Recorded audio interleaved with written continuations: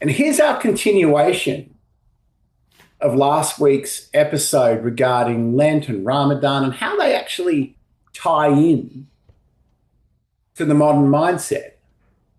And I'd suggest if you're just chiming in now, perhaps go back and listen to last week's episode first. But for everyone that listened last week as well, there's another element of Lent we haven't touched on yet, and that is confession. And for many modern people, the word carries baggage, and I'll agree on one of those. Admitting we're wrong, naming our failures, speaking our sins aloud to another person, it feels confronting, vulnerable, and frankly exposing. If we strip away the cultural overlays and look at the structure, confession is actually psychologically powerful. In therapy, one of the most transformative moments is simple verbalization. When guilt, shame, regret, or unresolved behavior stays unspoken, it sits in the unconscious. It loops. It reinforces identity. It becomes part of the internal narrative. But the moment someone speaks it aloud in a safe container, something shifts. The burden externalizes. The nervous system settles. The memory reorganizes. Pressure reduces. Historically, confession created a structured space for that process. Hello guys, this is Crom again from the Mindset channel. And yes, Jono, you're spot on with that one, mate. There's something about people, they still ask, why does God need to forgive us, right? Why ask for forgiveness at all? Good question. See, that question assumes God needs something. Psychologically, the deeper issue is this. Why do we need forgiveness? Because most human beings are terrible at forgiving themselves. We replay mistakes. We attach identity to past failures. And I need to repeat that. It's one of those things worth repeating. We attach identity to past failures. We carry guilt long after the event has passed. Unresolved guilt creates tension in the nervous system. It fuels rumination. It fragments identity. Without resolution, guilt becomes who you believe you are. When someone confesses and hears the words, "you are forgiven," something profound happens. The identity shifts from "I am my mistakes" to "I made a mistake." And this distinction changes everything. And like we've said before in the podcast, we're not a religious podcast here. But what we're really good at pointing out is how religion for a very, very long time, in many ways, has processes that have actually attempted to help the mindset. Here, spot on that one. Yeah. So the point of this is not that God is waiting to be appeased, right? God is God, the Lord of the universe. He probably doesn't need appeasement, right? The point is that the human conscience needs reconciliation. Exactly. Confession is structured responsibility. You name the behavior, you acknowledge the harm, you take ownership, and that restores integrity. But responsibility alone is not enough. There must also be release. If there's no release, guilt hardens into shame. And shame-driven identity often repeats the behavior it condemns. Shame thrives in secrecy. It weakens in exposure. Confession exposes what is hidden in a container designed for repair. And what of penance? Is it punishment? Is it justice? I tend to think not. Mm. I think I think penance is not about punishment. Psychologically, penance is about integration, right? If I harm someone and only say sorry, something internal remains unsettled. Mm. The nervous system recognizes imbalance. But if I take corrective action, if I repair what was damaged, something resolves internally. Justice restores equilibrium. Penance is a restorative action. It transforms guilt into growth. It builds self trust. It realigns identity. Now, without corrective action, the psyche remains divided. With corrective action, coherence returns. And also, deep within, there's a need for us to pay for our actions. And that's penance. It is, this is the thing. It is interesting what you just said there, right? About paying for our action. In the original Latin of the Lord's Prayer, and for those who don't know what's the Lord's Prayer, it's in English we call it the Our Father. Yeah? And in a line there in the Our Father, if you translate, we say it in English, forgive us for our sins, right? In Latin, the original version of that one is et dimite nobis debita nostra, which means forgive us our sins, right? The Latin word debita, yeah, is equivalent to the English word sin, yeah. So the Romans, the Latin people, didn't have a word, doesn't use the word sin. They use the word debita, yeah. Debita is where we get the modern word debit. No way. Or debt. Really? Yes. Wow. As in owing money. Wow. Yes. So in its older form, the prayer is not merely asking for sins to be erased. It is asking for the debts to be released. Right? And a debt implies something owed, an imbalance. A moral account is unsettled. Yeah? Like you owe me something internally. Yeah? Because when we act unjustly, when we harm, when we lie, when we betray, something becomes owed. You owe me this, you owe me that, right? Not always legally, but like internally, there's an internal debt there. And I think our conscience would actually say, hey, you owe that person this, right? And there is a deficit in the conscience, right?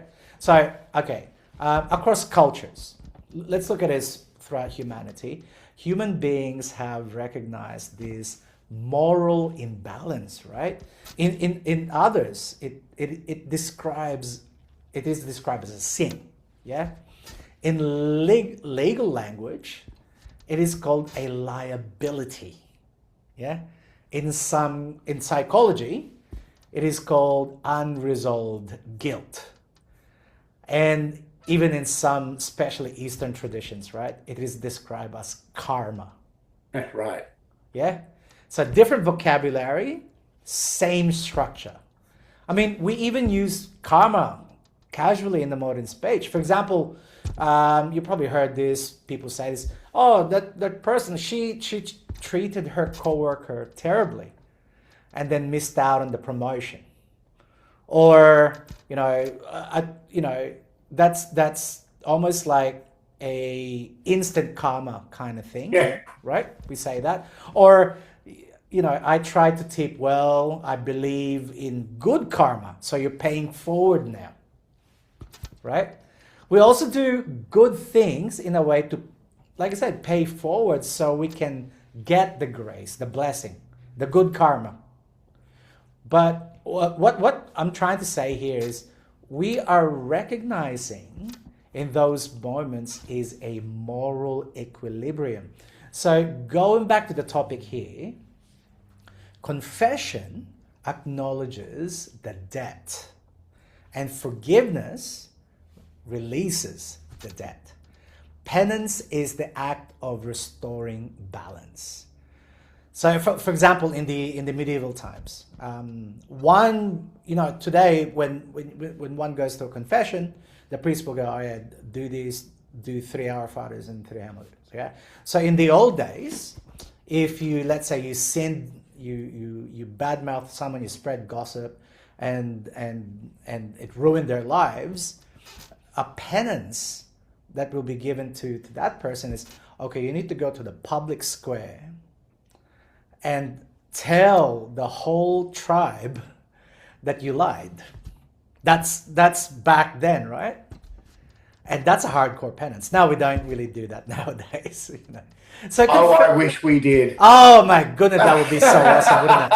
Yeah. Could I see some people that would benefit all of us by admitting they lied right now? That's it. I mean, we still get politicians doing a public apology.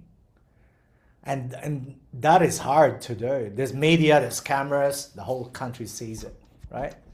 So I guess what I'm trying to say here is confession clears the conscience and penance rebuilds character. And why do we need to be forgiven by God? Right? I got a theory about this one. Go on. I think because we're terrible at forgiving ourselves. Right? We are. We're all typically our own worst critic, and we a lot of people spend so much time focusing on the things they got wrong. Yeah. All right. But look, confession says I own it. Yeah. Forgiveness says you're not defined by it. Penance says now live differently. And without forgiveness, people stay trapped in the past. Yeah. Without responsibility, people repeat the past. God, do I wish people had more responsibility. Never mind. The balance of the two is transformation. Yeah. Truth spoken. Yeah. Responsibility taken. Repair enacted. Conscience cleared. Man, that is freedom of another kind, hey? Absolutely, it is. Absolutely. So, how does somebody apply the lesson of Lent practically, right? Whether religious or not, here's a simple structure. All right. And we're not a religious podcast. We're applying the lessons. Yeah. All right. Remove one impulsive behavior. Add one intentional daily practice. Give intentionally once per week. Practice verbal restraint. 40 days of that changes a person. Yeah. 40 days. Try 1 week. Start there. Start with a day. Start with a day. 1 day at a time, okay? Yeah. We're just relating it to the actual process. 1 day at a time, everyone is fine. So, because identity is not built in dramatic moments. It is built in daily restraint. Absolutely right. Modern culture says freedom is doing what you want. Yeah. Ancient traditions say freedom is not being controlled by what you want. Now, Christianity goes even further. It says freedom is the ability to move towards love. And that's in its purest form. Yeah. Not this version of Christianity we're getting today. Yeah. Okay. And that's a very different definition. And we must remember something important. The idea that freedom means do whatever you feel is historically very recent. It's only a few hundred years old. For most of human history, people were not independent agents floating in space. They were bound to family, bound to land, bound to the tribe, bound to the clan, bound to the empire. In the medieval world, many were tied to the land as serfs. In the ancient world, and even into recent American history, many were slaves. The modern Western elevation of the individual as the highest unit of meaning is culturally specific. It's not universal. Most of the world still thinks primarily in terms of family, lineage, and community. The individual exists within that structure, but not above it. So when we say freedom, we've got to be precise. Yeah. In Asia, your family name is before your first name, right? For my primary school, I was called as Salvatera Cromwell. Yeah. As in, during roll call, it was your surname first, and then your first name. And so is in China and a lot of Asian countries, right? That means you are responsible for making sure your family name is not tarnished, right? So family first, individual second, yeah. Yeah. And freedom, this kind of freedom, is not chaos. Freedom is not indulgence. Freedom is not a license to act without consequence, right? In the classical Christian sense, freedom is the capacity to choose the good. Yeah? It's the agency to choose good. It is the capacity to move towards love rather than away from it. Isn't that lovely? Yeah, it is. I think it is so lovely. That was the original point of this, right? Yeah. And freedom is the capacity to restrain what harms and cultivate what builds. And that is far more demanding, actually, a demanding form of freedom. It requires discipline, it requires self-governance, it requires restraint. And without restraint, what we call freedom often becomes just fragmentation, really. It does. And so the paradox is this. The more you master your impulses, the freer you become. Here. Big time. Big time. Exactly, man. If your hunger controls you, you are not free. Yes, you're free to buy food. That's great. That's great. But your hunger controls you. If your anger controls you, you are not free. If your ego controls you, you are not free. Freedom is not the absence of limits. It is the presence of self-mastery. That's exactly right, mate. So look, Crom, if someone is watching this and they're not religious, but they want the strongest possible mindset this season, what would you leave them with? Right? Number one, Lent. It's Lent. Yeah? Forgive yourself. Forgive others. That's the first two things I would say. Forgive yourself and forgive others. Especially with all these trouble overseas happening. Man, just forgive each other, And let us end this clearly. Whether you are religious or not is secondary. Yeah? What matters is, are you governed by impulses? Are you governed by impulse or by intention?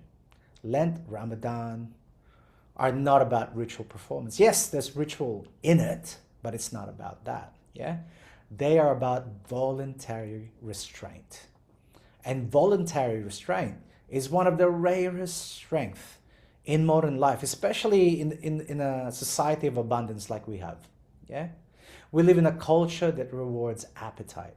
Eat what you want, say what you want, buy what you want. We're consumers in this society that we have, especially in the Western world, right? You can react whatever you want. You can say whatever you want. I have the right to say what I want. You hear that all the time. And then we wonder why anxiety rises. Why relationship fractures? I mean, divorce rate is insane now, right? Why identity feels unstable. Ancient cultures understood something very simple because they're simpler. Maybe they're not, but they look simpler to us. Yeah? If you do not discipline your desires will discipline you in their own way, right? I'll take it to the next level. If you do not discipline your desires, you will be the disciple of your desires. If you do not govern your speech, should I say, your speech will govern your relationships, and you won't be very good at relationships. If you do not interrupt consumption will shape your character. You have seen the structure. Fasting trains you to experience hunger without panic. Prayer trains you to align your mind without fear. Almsgiving trains you to move beyond your self-obsession. The restraint in speech trains you to feel irritation without losing your shit, without aggression, without punching the next guy next to you who said the wrong thing, right? Confession trains you to face your shadow without denial. And confession also helps you forgive yourself. Penance trains you to rebuild what you damaged, to pay for the debt that your consciousness probably thinks that you have. These are not just religious. They are not religious tricks. That's what I'm trying to say here. They are psychological disciplines. You do not need theology to practice restraint. You need awareness, you need courage, you need honesty. Freedom is not doing whatever hell you want, man. Freedom is not chaos. Freedom is not indulgence. Freedom is not a license without a consequence. And freedom is not being controlled by what you feel. When you can sit with a craving and not obey it, you strengthen your mind. When you can feel anger and not weaponize it, yeah, you strengthen your character. When you can give when it costs you something. I'll repeat that again. When you can give when it costs you something, you strengthen your identity. When you can admit fault and repair it, you strengthen integrity. And strength built this way it's quiet. It's not silent, but it's quiet. It does not need applause. It does not need validation. It needs discipline. This season, whether you observe Lent, Ramadan, or both, I don't know who does that, but or both, or neither, yeah, the invitation is the same. Slow down, restrain, reflect, introspect, give, repair, forgive. Choose your words carefully, because mindset is not built in comfort. It is built in conscious choice. And conscious choice begins in the smallest moment, the moment before you eat. As simple as that. The moment before you speak, the moment before you react, the moment before you justify. That is where sovereignty lives. That is where character is forged. That is where freedom begins. When you deny the body what it craves, you begin to see what truly governs you. And when you master that, you are no longer ruled by appetite. You are no longer ruled by impulse. You are no longer ruled by intention. That is strength, that is clarity, and that is freedom. Exactly right, man. Exactly right. So if you found this video useful, then share it with someone who needs it. And also do us a favor, support this channel subscribe and turn on the notification bell so you can get and don't miss out on our latest videos. Once again, this is Jono from the Mindset Channel. Thank you for watching, and we'll see you next time in the next video.